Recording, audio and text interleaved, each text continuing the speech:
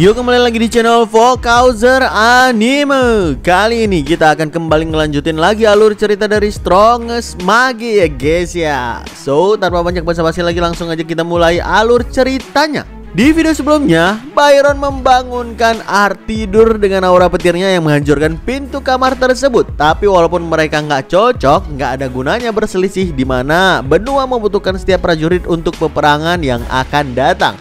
Selagi Arthur bersiap menggunakan jubah armor dari Aldir, para pemimpin di Katen udah berkumpul di depan gerbang portal. Di saat semuanya udah bersiap, barulah Art tiba paling akhir dengan jubah armornya dan dia bilang, "Komandan Virion, Raja Alduin, dan Ratu Merial, Raja Blaine, Ratu Priscilia, saya menyampaikan salam hormat untuk Anda semuanya." Raja Blaine sangat bangga ngelihat Art yang udah menjadi salah satu lens terbaik di ras manusia. Setelah itu juga seorang yang bernama Radeas yang merupakan delegasi dari ras dwarf menyapa Art dan bicara padanya. Mendengarkan nama Radeas, Art langsung tahu kalau dialah yang merawat Elijah sejak dia bayi. Jujur Art merasa bersalah karena Elijah diculik sebelumnya. Dan Art bilang ke Radeas, "Elijah adalah sahabatku. Aku berjanji akan membawanya kembali apapun yang terjadi." Gak berselang lama, tiba-tiba Lance Farai datang menghampiri Art. Dia sangat senang Art baru aja keluar dari inisial Silver Stake dan sekarang udah berada di Mid Silver. Meski begitu, Art ngerasa masih jauh kalau mau mencapai White Stake. Tapi Farai malah bilang, "Ya mungkin nggak sejauh yang kau kira," kata Farai yang mengetahui sesuatu tentunya. Setiba di sana, Art nyuruh untuk berdiri di belakang sambil menunggu dipanggil oleh Komandan Virion. Dalam pidato pembukaannya, Virion menyatakan kepada seluruh warga di Katen yang hadir kalau di sampingnya adalah para pemimpin benua yang selama beberapa puluh tahun ini udah melindungi benua sampai di masa depan nantinya. Tapi menurut Virion, bukan hanya raja dan ratu aja yang terus mempertaruhkan nyawa untuk berjuang di garis terdepan. Dia ingin semua rakyat ikut berjuang juga. Sebagai simbol perjuangan, Virion bilang kepada semuanya, "Aku ingin kalian semua membantuku menyambut jenderal-jenderal paling tajam kita, Lance of the Katen." Spontan seluruh rakyat dari seluruh ras berteriak meriah menyambut kemunculan para Lance tersebut. Virion ngelanjutin, "Saat ini kita sedang berada dalam masa peperangan. Setengah dari Lance nggak bisa hadir di sini dan itu bukan karena kesengajaan juga. Mereka sedang berjuang di medan peperangan saat kita sedang berbicara di sini.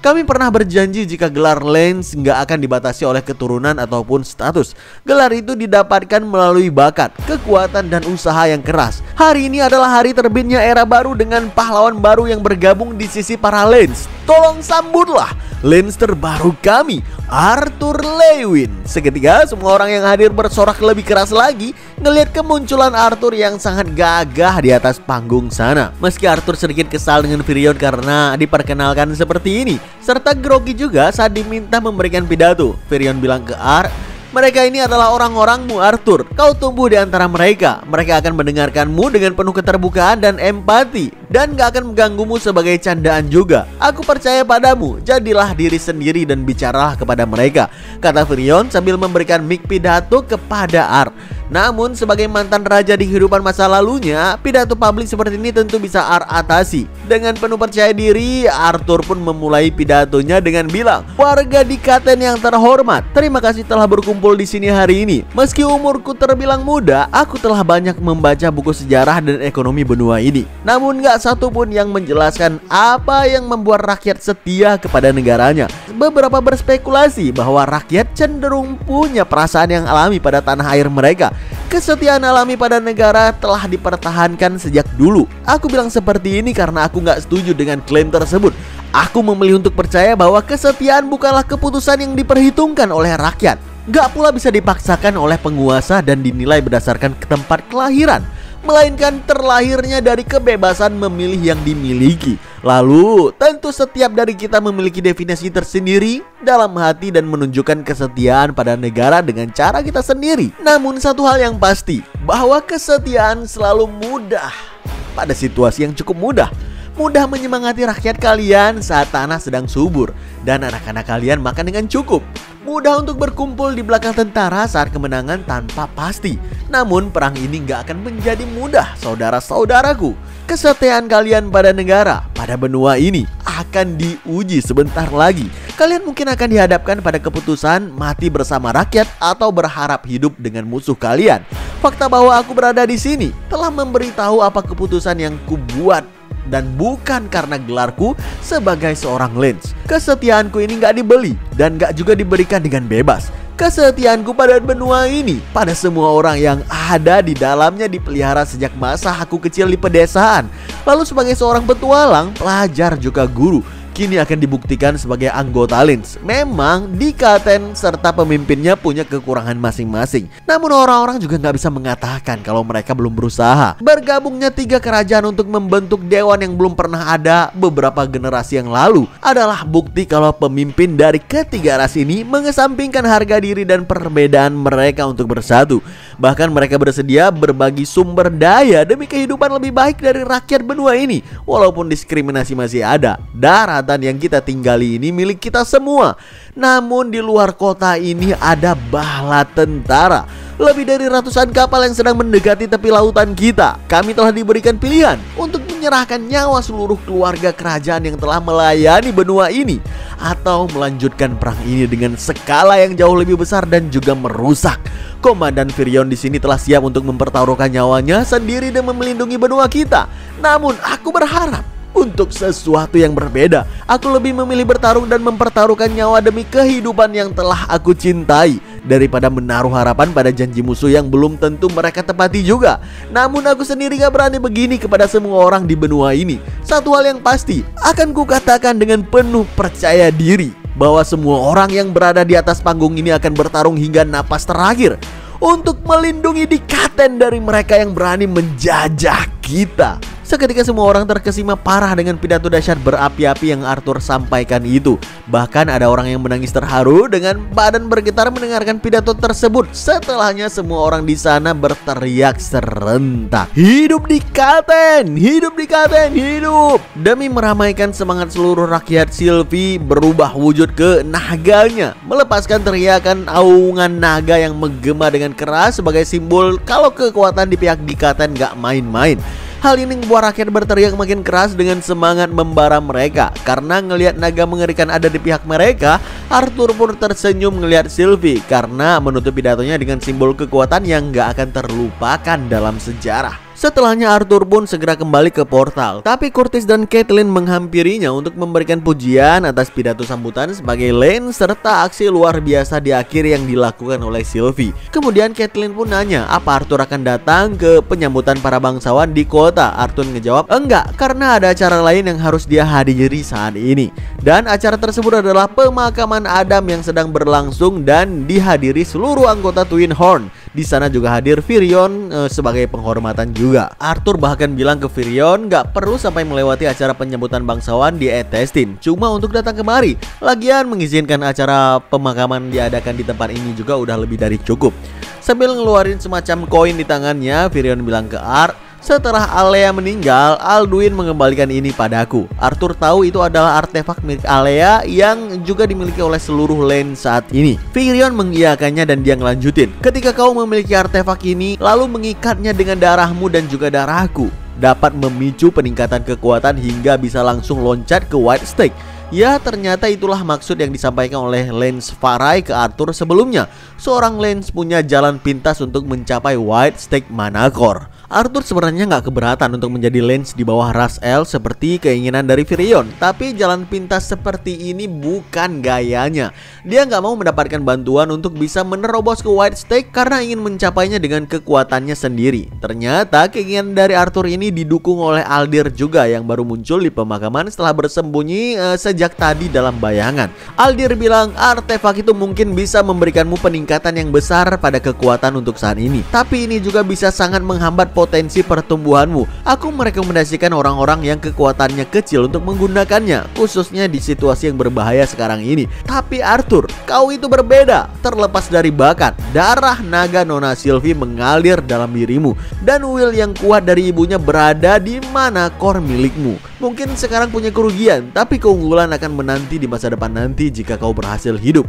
Gak berselang lama, Arthur dan Ellie mengantarkan kepergian kedua orang tuanya ke medan peperangan bersama Twin Horn. Arthur mencoba tegar ketika melihat mereka pergi melalui portal tersebut. Dia pernah dengar kalau ada orang yang bilang tentang kematian. Kematian hanya benar-benar akan terlihat saat dia merenggut nyawa orang-orang yang kita sayangi. Setelah melepaskan kepergian mereka, terlihat Art kesusahan tidur di dalam kamarnya karena masih kepikiran kenapa ayah dan ibunya nggak mau mendengarkan saran darinya. Tapi Sylvie pun bilang mereka sendiri pasti sulit memahami keinginanmu sebagai anak mereka, mengingat kebenaran yang udah mereka ketahui tentang dirimu yang reinkarnasi itu. Meski begitu, mereka sedang melakukan yang terbaik menurutku. Spontan Art pun heran dan nanya sejak kapan Sylvie tahu kebenaran jati dirinya yang sebenarnya. Sylvie pun ngejawab, kayaknya sih dari awal. Dulu aku memang terlalu kecil untuk bisa memahaminya. Lagi pula, sejak lahir aku selalu mendengarkan isi kepalamu. Arthur benar-benar kaget begitu mendengarkan Sylvie tahu semua isi pikirannya. Berarti dia juga paham betul tentang gejolak perasaannya setiap kali ngelihat Tessia. Sial, kata Art yang tersipu malu. Tiba-tiba Aldir muncul dari bayangan seperti sebelumnya. Ngelihat itu jujur agak nggak suka ada orang yang tiba-tiba muncul di kamarnya tanpa tata krama dan menjaga privasi. Tapi ada hal yang mendesak yang perlu Aldir sampaikan. Dia bilang, sebelumnya Tuan Indrat memberitahuku untuk mengandalkan penilaianmu dalam perang ini. Dan aku baru paham setelah pidato tadi pagi. Kontribusimu gak boleh terbatas pada pedangmu saja. Meski gak mutlak diperlukan secara langsung, kau akan bersamaku di posisi dewan. Tentu aja bagi Art ini adalah permintaan yang aneh. Mana mungkin anak berusia 16 tahun seperti dirinya membuat keputusan yang mampu menentukan kehidupan di dewan. Tapi Aldir ngejawab, kau mungkin seseorang dari golongan rendah, tapi kau bukan remaja biasa, bukan? Akan ada saat di mana pendapatmu diperlukan dalam rapat di masa depan nanti. Meski begitu, aku nggak akan menyia-nyiakan kemampuanmu untuk mendengarkan cekcok yang terjadi di dewan sana. Aku punya rencana lain untukmu. Setelahnya Art pun berdiri dari kursi dan bilang dengan tegas, aku nggak berniat kalah dalam perang ini. Tapi kalau kau mau bantuanku, kau harus percaya dengan usulan yang kuberikan. Selain itu, yang bertarung dalam pertempuranmu adalah kami, golongan yang kau sebut rendahan itu. Jadi minimal bicaralah dengan hormat kepada kami. Aldir mengiyakan permintaan Arthur yang cukup banyak tersebut. Namun untuk saat ini, Art belum mau ikut rapat dengan dewan. Dia pun bilang akan langsung menjalankan tugas resminya sebagai Lance dan langsung pergi ke tempat yang diperintahkan, yaitu ke tempat campnya Profesor Glory, gurunya dulu di Akademi Sirus yang mengajar mata pelajaran serangan kelompok, tapi sekarang udah menjadi prajurit di Katen di medan pertempuran sejak terjadinya serangan di Akademi. Beberapa jam kemudian, Art pun mengunjungi camp Profesor Glory dengan menutupi wajahnya. Saat mau memasuki tenda sang profesor, seorang penjaga langsung menghentikannya dan menanyakan identitasnya. Tapi begitu dia memperlihatkan lencana Lance yang merupakan jenderal perang, penjaga itu langsung panik dan kicep tentunya. Setelah bertemu dengan Profesor Glory yang udah lama gak dia jumpai, Art pun nanya ke Profesor tentang laporan terkini camp pasukan. Glory pun cerita kalau sekarang divisinya berukuran kecil. Ada 20 conjurer ahli bersama 10 augmenter jarak jauh. Sisanya adalah magi yang sangat cakap dan juga prajurit biasa yang bukan magi. Selain itu, Kapten Aundry dan divisinya sedang dalam perjalanan kemari dari kota Mayburn untuk bergabung bersama timnya. Ngelihat peta di Katen, jujur Art nggak menyangka kalau akan ada kapal Alakrian yang membelok sejauh ini ke selatan. Tapi Glory pun bilang lagi, aku udah dengar soal rencana besarmu untuk para Alakrian berdebah yang ada di pesisir pantai sana. Apa menurutmu ini akan berhasil? Art ngejawab paling nggak bisa memperlambat mereka, dan jika beruntung membuat karam beberapa kapal mereka juga. Setelah perbincangan yang cukup panjang dengan Glory, Art pun pamit karena dia mau ngecek keadaan prajurit di camp ini sambil sedikit bersenang-senang di sana. Setibanya di hadapan para prajurit yang baru aja kelar latihan sparring, Art pun langsung basa-basi untuk mengenal mereka dari dekat. Di sana ada Jonah dan Chandri, prajurit cewek dan cowok yang kelihatan dekat satu sama lainnya. Kepada mereka Art sengaja memperkenalkan dirinya sebagai prajurit rekrutan baru, bukan sebagai Lance, agar bisa lebih nyaman duduk dengan mereka. Dan sepertinya juga banyak orang yang gak mengenali wajah dari Art, mungkin hanya kenal namanya doang. Tapi tiba-tiba prajurit lain yang bernama Herrick mendatangi Art dan dia bilang, "Woi anak desa, angkat pantatmu, sini merapat, kata Herrick yang mengajak Ar sparring. Meski Sentry meminta Herrick berhenti ngebully rekrutan baru, namun Ar bersedia melakukannya untuk bersenang-senang. Herrick mengiyakan itu, kalau sparring ini adalah senang-senang. Lagian menurutnya ini adalah momen yang tepat untuk memberikan beberapa bimbingan pada rekrutan baru juga. Baru aja mereka saling bersalaman untuk berkenalan, tiba-tiba Herrick bilang, "Baiklah Arthur, waktunya untuk tips pertamamu. Jangan pernah lengah," kata Herrick sambil mendadak menarik lengan Ar dan bersiap melancarkan pukulannya. Jonah dan Sentry shock ngelihat Herrick sengaja ngebully rekrutan baru. Bahkan tinjuan dari Herrick memang mengenai pipi Ar sampai kepalanya terhempas. Tapi Ar tentu nggak jatuh ke tanah terkena pukulan tersebut. Ar bilang, "Gila, sepertinya aku sedikit mabuk meminum air di ruangan profesor tadi," kata Ar yang agak menyesal menegak alkohol sebelumnya. Sedangkan Herrick malah kaget ngelihat serangannya gagal menjatuhkan lawannya. Kok bisa? Dia pun bilang lagi, "Kau beruntung, aku sedang menahan diri. Kalau enggak, bisa-bisa kau terhempas jauh tadi." Tapi hey, rekrutan baru, apa kau tahu? Alakrian berdebah itu nggak akan menahan diri seperti aku, kata Herrick sambil menerjang ke depan sekuat tenaga. Tapi Ar berhasil menangkap wajahnya dengan gampang dan dia bilang, "Makasih infonya bro," kata Ar tersenyum sambil melancarkan pukulan lurus yang ngebuat Herrick terpelanting beberapa kali ke tanah dan langsung pingsan seketika. Sambil ngelihat tangannya sendiri, dalam hatinya Ar bilang, "Waduh, padahal aku udah membatasi manaku sampai titik minimum. Kenapa dia bisa terhempas begitu jauh? Sepertinya dia perlu banyak berlatih lagi." Baru aja kelar sparring pertama, tiba-tiba muncul penantang lain, yaitu cewek pengguna tombak yang bernama Nipia. Dengan tatapan meremehkan, dia pun bilang, "Tadinya aku mau menghajar si Herrick itu, tapi kalau udah begini apa boleh buat? Aku terbiasa bertarung menggunakan senjata. Sebaiknya kau juga menggunakan senjata melawanku." Mendengarkan itu, Ar berkilah kalau pedangnya sedang diperbaiki di pandai besi. Selain itu, para penonton malah bersorak agar Nipia jangan sampai membunuh bocah rekrutan baru tersebut. Tapi Nipia malah bilang, "Tolong siapapun, berikan bocah ini pedang seukurannya." Dengan begitu, Ar pun dipaksa menggunakan pedang. Baru aja Ar memegang pedangnya, tiba-tiba Nipia melancarkan tebasan tombak yang begitu tajam dan juga cepat, sehingga memaksa Ar harus menahan serangan pedang tersebut. Sampai benturan senjata mereka melengking tinggi di tengah-tengah camp tersebut. Mendengarkan serangan sekeras itu, Ar pun bilang dengan wajah yang datar, "Wah, semangat sekali ya." Namun tanpa ragu, Nipia langsung melancarkan rentetan tusukan tombak berkecepatan tinggi yang tentunya berhasil Ar hindari dan tahan dengan cukup mudah juga. Ngelihat itu, Nipia pun bilang, "Kau jelas-jelas bukan sekedar rekrutan baru." Sekarang, sambil terus mengikuti ritme permainan tombak dari Nipia dengan pedangnya, Ar pun bilang dalam hati, kontrol mana dia lebih unggul dan berada di level yang berbeda dari Herrick tadi.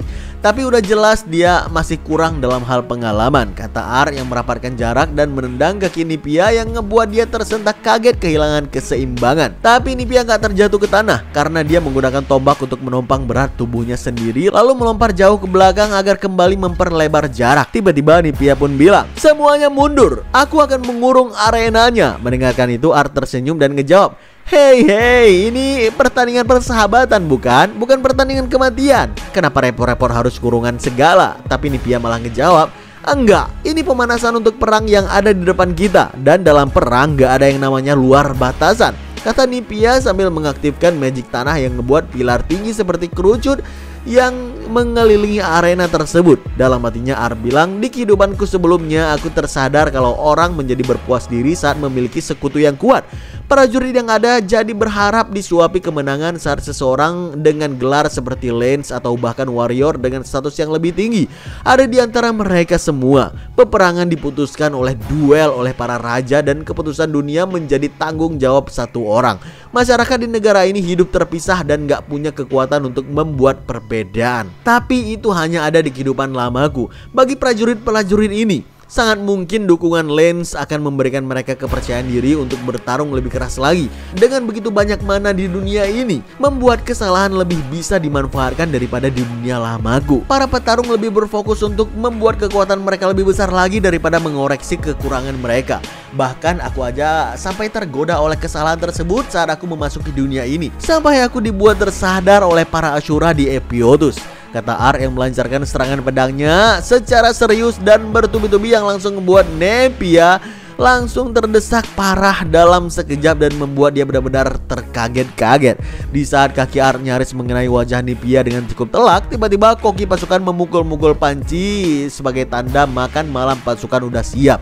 Para pasukan pun meninggalkan arena pertarungan, tapi Nipia masih aja menutup matanya karena takut dengan tendangan Art tadi. Setelah Art mengatakan kalau yang barusan itu pertarungan yang bagus dan menjulurkan tangannya, barulah Nipia membuka mata dan berdiri menerima uluran tangan dari Art. Dan dia langsung membuang muka karena malu udah kalah telak dari orang yang awalnya dia remehkan. Malam pun makin larut, para prajurit makan sepuas-puasnya sambil pesta melepaskan stres. Dan Art sendiri makin akrab dengan Jonah dan Sandry. Sambil sesekali menggoda mereka yang masih menyimpan perasaan satu sama lainnya, lagi seru-serunya ngelihat tingkah Jonah dan Sandry, tiba-tiba koki pasukan mendatangi Art dan dia bilang, "Aku lihat sparingmu barusan, nak. Dan yang lebih penting lagi, aku lihat kau keluar dari tenda Kapten Glory. Apa kau bisa bantu aku merenggangkan otot-ototku ini?" kata si Bibi yang sebenarnya mau ngajak sparring Art dengan halus. Beberapa pasukan ada yang berteriak kaget begitu mendengarkan si koki bilang tentang Art yang keluar dari tenda kapten. Mereka pun mulai menebak apa Art ini adalah seorang bangsawan atau semacamnya. Tapi Art malah tertawa dan dia bilang, "Boleh sih aku bantu, Bi, tapi apa aku membuatmu kesal?" Si Bibi ngejawab, "Bukan kesal kok, cuma penasaran doang. Kau bisa memanggilku Koki Astrea, koki yang bisa ditemui dimanapun." Tiba-tiba setelah dia mengatakan itu, Astrea udah mengerahkan aura pekatnya dan bahkan di tubuhnya terlihat urat otot kekar sebagai bukti kalau dia juga petarung yang cukup berpengalaman.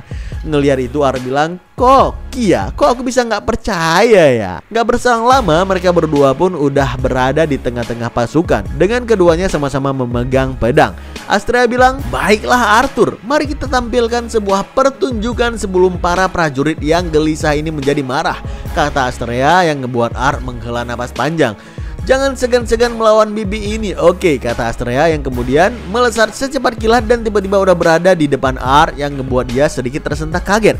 Tanpa ragu Astrea melepaskan tebasan pedang berkekuatan penuh. Art menahan serangan tersebut dengan sempurna. Ngelihat Art mampu menahan serangan itu dengan cukup sempurna, Astrea bilang lagi, "Dugaanku benar, kau bukan bocah biasa," kata Astrea sambil mengerahkan tebasan tinggi ke arah bawah. Tapi tentu masih mampu Art hindari dengan menggeser sedikit tubuhnya doang. Setelahnya Art pun bilang lagi dengan nada candaan, "Aku cuma bocah biasa kok, Bi. Sama seperti Bibi yang juga seorang koki biasa, bukan?" kata Art sambil melancarkan tebasan counter horizontal yang ternyata mampu Astrea hindari dengan menjatuhkan tubuhnya ke belakang. Seketika pertarungan mereka ngebuat para prajurit benar-benar terkesan. Dan sambil terus adu mekanik, Astrea pun bilang, "Kalau kau sangat penasaran tentangku, kau bisa tanya para prajurit di sini. Lagi pula banyak juga yang menjadi muridku." "Hah, jadi Anda ini seorang guru kah? Di Sirus?" tanya Art sambil melancarkan rentetan tusukan pedang bertubi-tubi yang mampu Astrea tangkis secara sempurna. Lalu sambil menyiapkan serangan counternya, Astrea ngejawab, "Oh, jangan bercanda. Aku lebih baik menelan 1 galon pasir daripada mengajar di sekolah tersebut," kata Astrea yang kemudian melancarkan tebasan counter horizontal yang bisa Art hindari dengan membungkukkan badannya ke bawah. Sambil terus adu mekanik dengan kecepatan yang tinggi, mereka mulai membuka identitas masing-masing, mulai dari Art yang mengatakan kalau dia adalah murid Akademi Sirus dan Astrea yang mengajar di Akademi Lanceller setelah peperangan dengan Elf. Setahu Art, Akademi Lanceller adalah sekolah legendaris untuk tiap calon prajurit elit. Astrea membenarkannya, tapi setelah perang dengan Elf, permintaan prajurit menjadi semakin sedikit. Namun bagi Art kedengaran gak masuk akal. Perang melawan ras ala Krian harusnya udah memunculkan kebutuhan murid baru bagi Akademi Lanceller. Sambil mengerahkan tebasan kilatnya, Art pun nanya, "Kenapa Anda malah di sini sebagai koki?" Sambil menghindari tebasan Art, Astrea bilang, "Kalau cerita panjang mending sambil minum alkohol ketimbang sparring begini." Dan tiba-tiba Astrea mengatakan, "Gimana kalau kau berhenti menahan dirimu, Arthur?" kata Astrea yang ngebuat Art tersentak kaget. "Kok bisa sih? Bibi ini tahu kalau dia menahan diri sejak tadi?" Arthur pun ngejawab, "Ngeluarin magic yang melampaui dasar augmentation ke duel menggairahkan seperti ini tentu tindakan yang gak terhormat. Apalagi kita aja baru saling kenal." Namun tiba-tiba Astrea meningkatkan intensitas auranya menjadi semakin pekat, bahkan warna rambutnya mulai berubah juga. Dan dia bilang, "Bijak juga perkataanmu anak muda, tapi sebaiknya kita tunjukkan kepada para prajurit ini sesuatu yang bahkan gak mereka lihat di sekolahan," kata Astrea yang kemudian mengempaskan auranya dengan lumayan kuat sehingga ngebuat tekanan angin yang hebat ke segala penjuru sisi. Spontan mata prajurit benar-benar terbuka lebar. Bahkan ada mantan murid Lanceler yang bilang, aku udah pasti drop out dari sekolah kalau dia ngeluarin yang seperti itu di dalam kelas. Namun Arthur malah tersenyum melihat kemampuan Astrea ini. Dalam hatinya dia bilang, 40% kekuatan manaku harusnya nggak masalah bukan?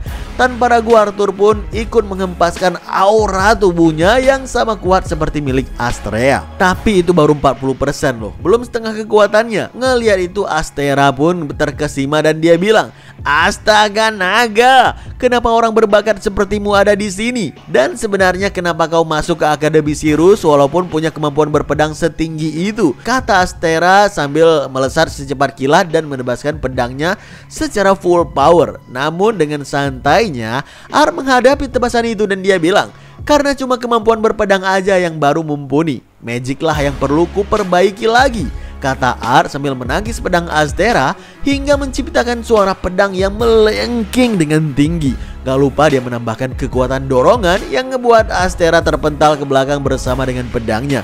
Pertarungan mereka terus berlanjut dan Ar mengakui cara bertarung Astera udah seperti prajurit dengan banyak pengalaman. Sedangkan Jonah dan Sentry gak bisa menahan rasa terkejut mereka ngelihat serangan Bibi Astera banyak meleset kali ini. Bahkan Sentry bilang, Bibi Astera bertarung seperti sedang mempertaruhkan nyawanya. Tapi lihatlah Arthur di sana, dia malah terlihat seperti sedang bermain-main. Dan tiba-tiba Arthur ngelihat gerakan kaki Astera yang menekan tanah dengan kuat. Dia tahu kalau lawannya akan menerjang ke depan. Makanya Ar udah bersiap untuk menghindar ke samping. Namun siapa sangka Astera malah berbelok ke arah belakang Ar yang membuat dia cukup tersentak kaget di sini. Dalam hatinya Ar bilang, bukan, ini serangan tipuan. Arthur pun terpaksa menebaskan pedangnya sekuat tenaga ke bawah untuk menghentikan tebasan Astera yang nyaris mengenainya. Tapi karena tebasan Ar ini terlalu kuat, pedang yang dipegangnya itu pun hancur berkeping-keping, yang ngebuat mata Astera benar-benar terbuka lebar. Lalu Ar pun bilang, waduh, ini kekalahanku, Koki Astera. Kata Ar yang Astera ini gak terima kemenangan seperti ini karena cuma beruntung pedangnya lebih berkualitas tinggi. Tapi sepertinya Ar memang gak mau melanjutkan pertarungan ini ke level yang lebih tinggi lagi karena udah cukup untuk malam ini. Seketika suasana di camp hening sejenak yang ngebuat Ar terheran-heran. Tapi keheningan itu langsung menghilang begitu Glory muncul di depan semuanya sambil memberikan tepuk tangan meriah atas pertandingan barusan yang luar biasa.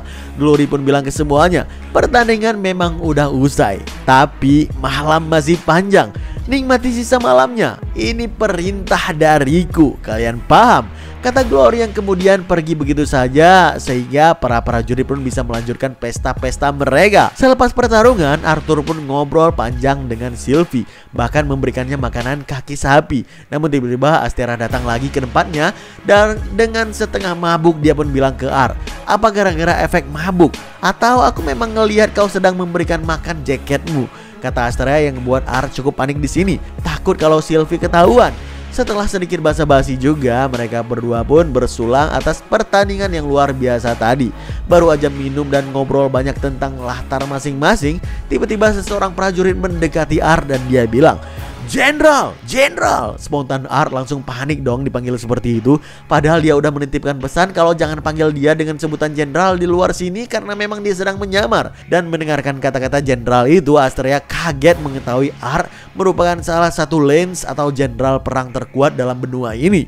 Dan si prajurit langsung mengoreksi ucapannya dengan bilang, maksud saya Pak, Kapten Aundry telah tiba. Tapi Kapten Glory nggak ada di mana-mana. Ya, biar aku cari Kapten Glory, kata Ar yang mulai kesal penyamarannya ketahuan. Tapi Astrea udah terlanjur kaget mendengarkan percakapan Ar dengan prajurit yang memanggilnya. Makanya dia pun nanya, dia bilang kau jenderal, sebenarnya kau siapa? Kedengaran seperti cerita yang luar biasa.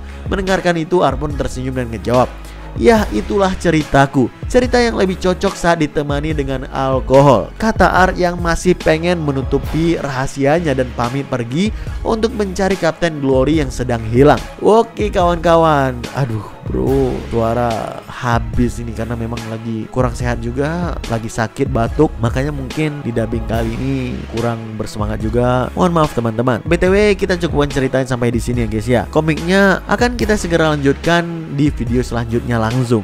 Ditunggu kawan-kawan hanya di channel Fokozer Anime dan stay update.